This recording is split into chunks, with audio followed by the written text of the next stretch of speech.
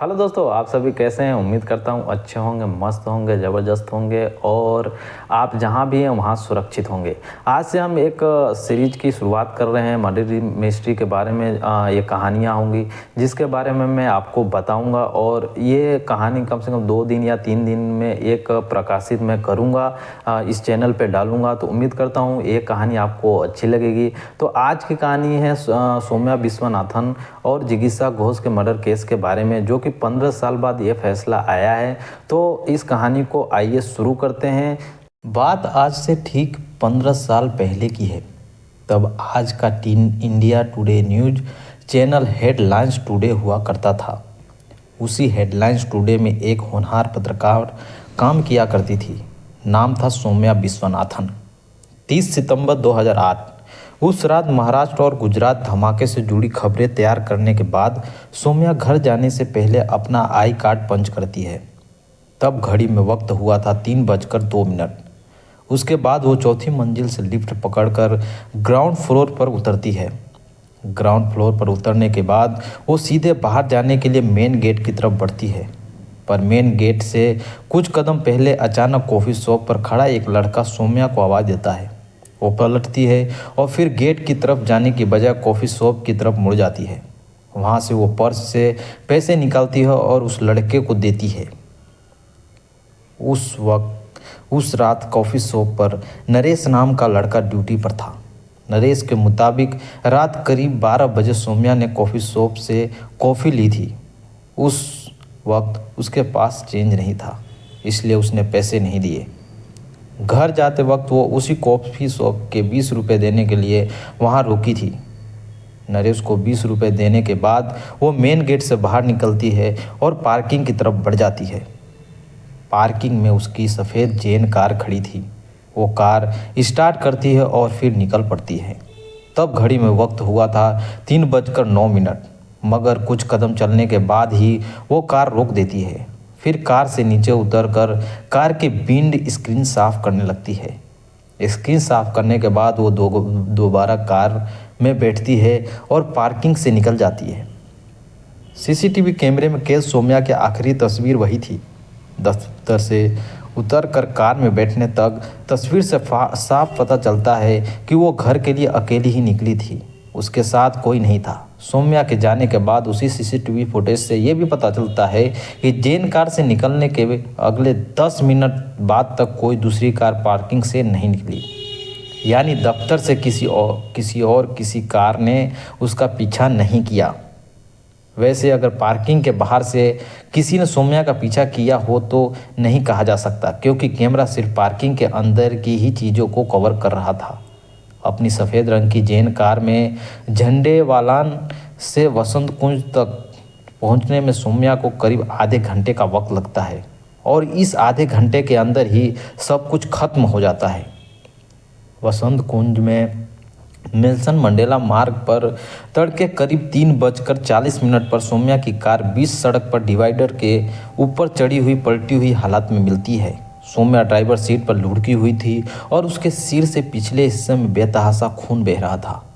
Driver वाली seat के side का शीशा पूरी तरह चकनाचूर था, जबकि बाकी तीनों खिड़कियां और विंड स्क्रीन सही सलामत थे। कार के अगले हिस्से का दाहिना पहिया पंचर था, जबकि उसका रिम बुरी तरीके से टेढ़ा हो चुका था। कार को इस तरह डिवाइडर पर पड़ी देख एक राहगीर पुलिस को फ़ोन करता है, जिसके बाद पुलिस मौके पर पहुंचकर सौम्या को सीधे एक एम्स ट्रॉमा सेंटर ले जाती है। पर तब तक बहुत देर हो चुकी थी। सौम्या दम तोड़ चुकी थी। पहली नज़र में हर एक को यही लग रहा था कि सौम्या की मौत सड़क हादसे में सिर पर गहरी चोट लगने की वजह से हुई थी है। लेकिन दिन निकलने के बाद जब लाश का पोस्टमार्टम होता है तो अचानक पूरी कहानी बदल जाती है। सौम्या के सिर में गोली लगी थी। गोली सौम्या के सिर के पिछले हिस्से से बाहर निकलती है, वही गोली जिसने उसकी जान दी। यानी सौम्या की मौत हादसा नहीं बल्कि हत्या थी। सौम्या के सिर से 0.315 बोर की गोली निकलती है। यानी अब यह साफ था कि सौम्या का कत्ल किया गया है। पर सौम्या का कत्ल किसने किया है? कौन उसका कातिल है? क्यों मारा उसने सौम्या को? क्या ये कत्ल एक हादसा था अचानक हुई झड़प का नतीजा, रोड रेज या फिर कोई गहरी साजिश? 30 सितंबर 2018 को 8 को तड़के दफ्तर से निकलने के बाद नेल्सन मंडेला मार्ग पर आखिर ऐसा क्या हुआ कि सौम्या की जान चली गई? अगर मकसद सिर्फ लूटपाट ही था तो उसे सर पर गोली क्यों मारी गई? यही वो सवाल जिसका जवाब हर कोई जानना चाहता था। और आखिरकार सौम्या के कत्ल के 6 महीने बाद मार्च 2009 में इसका जवाब मिल गया। और ये जवाब मिला एक दूसरे कत्ल से। दरअसल दिल्ली के उसी इलाके में सौम्या के कत्ल के 6 महीने बाद 18 मार्च 2009 को एक और कत्ल होता है। इस बार कत्ल जिगित्सा घोष नाम की लड़की का हुआ था। जिगित्सा घोष को भी गोली मारी गई थी। कत्ल के दोनों ही मामले कई बातें शुरुआत से ही एक जैसी थी। मिसाल के तौर पर सौम्या और जिगित्सा दोनों के कत्ल रात के आखिरी पहर में हुआ था। दोनों साउथ दिल्ली के एक ही इलाके बसंत कुंज के रहने वाली थी। बस फर्क इतना था कि सौम्या को सड़क पर गाड़ी चलाते वक्त गोली मारी गई, जबकि जिगित्सा को वसंत कुंज में उसके घर के बाहर गाड़ी से उतरते ही अगवा करके बाद में पुलिस को पहला सुराग मिला जिगित्सा के सामान से गायब एटीएम और क्रेडिट कार्ड के जरिए। पुलिस ने जब ये कार्ड ट्रैक किए तो मालूम हुआ कि 18 मार्च को सुबह यानी जिगित्सा के गायब होने के फौरन बाद उसका एटीएम कार्ड इस्तेमाल कर 2 किस्तों में कुल 25,000 रुपये निकाले गए हैं। इसके बाद 18 मार्च की दोपहर जिगित्सा का क्रेडिट कार्ड इस्तेमाल कर साउथ दिल्ली की कुछ दुकानों से 70,000 रुपये की खरीदारी की गई थी। उसमें महंगे धूप के चश्मे, कलाई घड़ियाँ और जूते शामिल थे। पुलिस इन्हीं सुरागों के जरिए पहले आरोपियों के सीसीटीवी फुटेज और फिर उन तक पहुंच गई। पकड़ में आए चारों आरोपी रवि कपूर, बलजीत, अमित और अजय ने जिगित्सा के कत्ल का जुर्म कबूल किया और गाड़ी भी बरामद करा दी जिसका इस्तेमाल जिगित्सा के अपहरण में किया गया था। लेकिन पुलिस को इन आरोपियों से अभी तक खुलासे की उम्मीद थी, क्योंकि ये सभी दिल्ली के रहने वाले थे। लिहाजा पुलिस ने इनसे बीते दिनों हुई दूसरी वारदातों पर भी पूछताछ शुरू की और तभी पुलिस को वो सुराग मिल गया जिसकी पुलिस को जरा भी उम्मीद नहीं थी। आरोपियों ने 6 महीने पहले सौम्या विश्वनाथन के कत्ल के बाद कबूल कर ली। फिर कातिलों ने सौम्या के कत्ल की पूरी कहानी पुलिस को सुनाई। सौम्या जिस वक्त नेशनल मंडार मार्ग से गुजर रही थी तभी सुनसान सड़क पर एक वैगन कार भी वहां से गुजर रही थी। वैगन कार में रवि कपूर और उसके 3 साथी सवार थे। सभी नशे में धुत थे। ये चारों पीवीआर प्रिया के पास से शराब पीकर लौट रहे थे। ठीक तभी रवि को सौम्या की कार दिखाई दी। सौम्या को अकेला जाते देख रवि कपूर ने अपने साथियों से कहा कि चलो इसको लूटते हैं। इसके बाद उन्होंने अपनी कार सौम्या की कार के बराबर दौड़ाना शुरू कर दी। इस पर सौम्या अपनी कार की स्पीड बढ़ा दी। सौम्या के आगे निकल जाने पर रवि को अचानक गुस्सा आ गया। अपने साथियों से स्पीड बढ़ाने को कहा और फिर सौम्या के बराबर पहुंचकर उसने रुकने की धमकी दी, लेकिन सौम्या ने गाड़ी नहीं रोकी। बस इसी बात पर रवि के साथियों ने सौम्या की मारुति जैन कार को ओवरटेक किया और अपनी वैगन कार को बिल्कुल सौम्या की गाड़ी के पास ले आए। गाड़ी नज़दीक लाने के बाद रवि ने अपने साथियों से कहा कि वो निशाना देखे। दरअसल रवि वारदात से कुछ दिन पहले ही 315 बोर का एक नया कट्टा खरीद कर लाया था। इसके बाद अपने साथियों को अपना निशाना दिखाने के लिए रवि ने सौम्या की तरफ कट्टा तान दिया। बदकिस्मती से सीधे गोली सौम्या के सिर के पिछले हिस्से में जा लगी। गोली लगते ही सौम्या की गाड़ी का संतुलन बिगड़ गया और कार जाकर डिवाइडर से टकरा गई। पर दूसरी तरफ गोली मारने के बाद भी हत्यारे भागे नहीं, बल्कि आगे से न्यू टर्न लेकर वापस आए और फिर सौम्या की गाड़ी के पास अपनी कार रोकी। लेकिन जब उन्होंने देखा कि उसके सिर से खून बह रहा है और होश में नहीं है, वो घबरा गए और फिर वहाँ से सरिता विहार की तरफ भाग निकले।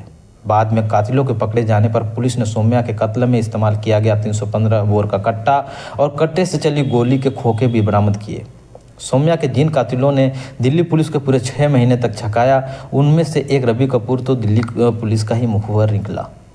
एक ऐसा मुखबिर जिसकी पहली मुलाकात पुलिस से तब हुई जब उसने पहला जुर्म किया था। इसके बाद जुर्म के रास्ते पर चलते हुए वो कई बार पुलिस के हाथ आया। फिर भी पुलिस ने उसकी नज़दीकियाँ इतनी बढ़ गई कि वो अंधेरे में जुर्म करने लगा और उजाले में मुखबिरी। कमाल की बात देखिए कि रात को अपने हाथों से सौम्या का कत्ल करने वाला यही मुखबिर दिन में कई दिनों तक पुलिस के कहने पर उसी सौम्या के कातिल को ढूंढने का ड्रामा भी करता रहा। यहाँ तक कि कत्ल के अगले दिन भी वो पुलिस के साथ एम्स के उस ट्रामा सेंटर में भी गया जहाँ सौम्या की लाश रखी थी। अब 15 साल बाद उसी सौम्या मर्डर केस में दिल्ली साकेत की कोर्ट ने अपना फैसला सुनाया है। अदालत ने सौम्या के कत्ल के लिए रवि कपूर, अमित शुक्ला, बलजीत सिंह मलिक और अजय कुमार को दोषी ठहराया है। इसके लिए एक पांचवें आरोपी अजय सेठी को मकोका के तहत दोषी ठहराया गया। 25 नवंबर को कोर्ट ने सजा सुनाते हुए कहा कि ये दुर्भाग्यपूर्ण है जिसमें सौम्या विश्वनाथन की जान चली गई। कोर्ट ने पांचों आरोपियों को सजा सुनाते हुए उन्हें उम्र कैद की सजा सुनाई और 1,25,000 रुपये भी देने के लिए कहा गया उन्हें। कोर्ट ने उन्हें मृत्यु दंड देने से मना कर दिया। कोर्ट ने कहा कि ये रेयर ऑफ रेयरेस्ट केस में नहीं आता है, इसलिए इन्हें मृत्यु नहीं दी जा सकती क्योंकि ये दुर्लभ श्रेणी में नहीं आता है। कोर्ट ने आगे उनकी सौम्या विश्वनाथन की मां से कहा कि आप कुछ कहना चाहती हैं, तो उन्होंने कहा कि हम 15 साल से न्याय की उम्मीद लगा के बैठे हुए हैं। आज भी मेरे पति आईसीयू में न्याय का इंतजार कर रहे हैं। तो आप समझ सकते हैं कि 15 साल इतना लंबा टाइम, जबकि सबूत सारे पेश हो चुके थे, बहुत सारी चीज़ें कोर्ट के सामने शामिल किया गया था, उन्हें प्रस्तुत किया गया, जिसके बावजूद भी 15 साल लगे, सबूत होने के बावजूद भी इतने साल लगे साबित करने के लिए कि उन्हें सज़ा मिलेगी, जबकि मृत्यु दंड उन्हें सज़ा नहीं मिली, जिसमें एक लड़की को कोई गलती नहीं थी। सिर्फ अपने अय्यासी और अपनी ज़रूरतें पूरी करने के लिए एक लड़की को जान से मार दिया। उसके बाद वो दूसरी लड़की की भी जान चली गई इस मामले में। आपको ये कहानी कैसी लगी? उम्मीद करता हूँ ये कहानी आपको अच्छी लगी होगी। तो अपने आप जहाँ भी रहते हैं आप सतर्क रहें, सुरक्षित रखें, लोगों के ऊपर ज़्यादा विश्वास नहीं करें। अगर ये कहानी आपको अच्छी लगी हो तो कमेंट में मुझे ज़रूर बताएं, और अगर मेरे चैनल को आपने सब्सक्राइब नहीं किया तो प्लीज़ मेरे चैनल को सब्सक्राइब करें, लाइक करें। मैं इसी श्रेणी में रोज़ 2 दिन बीच करके या 3 दिन बीच करके एक कोई ऐसी सीरीज ज़रूर आपके लिए लाऊंगा, तो प्लीज़ मुझे आप सपोर्ट करिए। धन्यवाद।